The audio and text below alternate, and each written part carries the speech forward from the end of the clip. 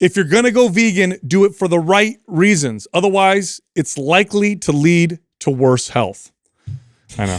Keep going after that. We gave him like 30 days off. Yeah. So study. I just healed. Another study came out. I know. New study. I saw Max Lugavere posted it. Yeah. He did. And it shows that strict adherence to a plant-based diet leads to a much higher consumption of ultra-processed foods. All right. So let's clarify when I say if you're going to go vegan, do it for the right reasons. When you look at the data on vegans that not only do a better job going vegan, in other words, they make better food choices, they're less likely to get nutrient deficiencies because those tend to be more common in purely vegan diets, and those same people who tend to stick to the diet because otherwise vegan diets, like any diet, people fall off after a certain period of time at something like 85% rate. Those people who do well on vegan diets, the main motivating factor for them is a deep passion for the well-being of animals. Mm-hmm. Their motivation is not weight loss. Their motivation is not improving my health. Their motivation is not helping the environment or the climate or pollution.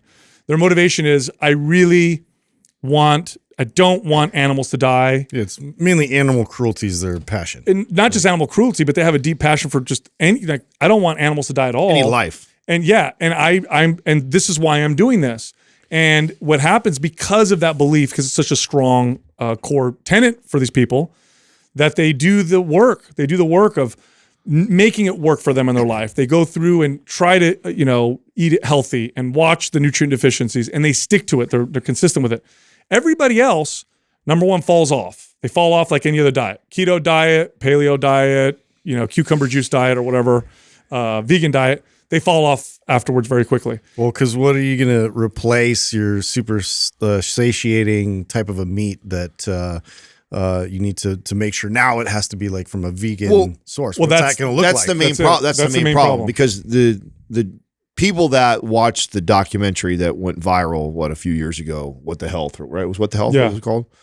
That watched that documentary, and I had several family members that were not vegan before that documentary. Then after that documentary, I'm eating dinner with them, and I'm like, "What's going on with you?" "Oh, I'm vegan now." Are they still vegan? Yeah. Oh no, they're not. That was they're not anymore. Yeah. And during that time, it was like they would all go, "Did you see the documentary? What the hell?" I'm like, "Yes, I saw it." But what they do is they just cut out meat. They literally eat exactly the same. They cut out meat. The only whole natural food they have. Right, and then the thing that replaces is all this artificial processed bullshit. Yeah. Mm-hmm. And it's just not ideal. Now, in defense, okay, and I'm going to come to the defense of the vegans in this because I don't see much of a difference, in my opinion, in the keto diet. In fact, my experience going through the keto diet, I remember, reporting back to the guys, like, you know what I find myself doing is eating butter and macadamia nuts, bacon, like this, like a lot of all those foods, and that because you don't have a lot of options. Those are the easiest things that you tend to find in your refrigerator, and all I was doing was cutting out carbs, and so I had to eat these really high fat foods, and then also trying to get some protein in there, and I kind of found myself gravitating to a very small rotation of foods, and I was like, this can't be ideal for me to eat like this forever.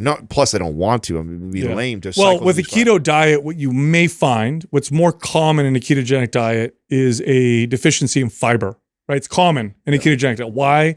You're eliminating carbohydrates, and there are lots of carbohydrate sources where people tend to get their fibers from.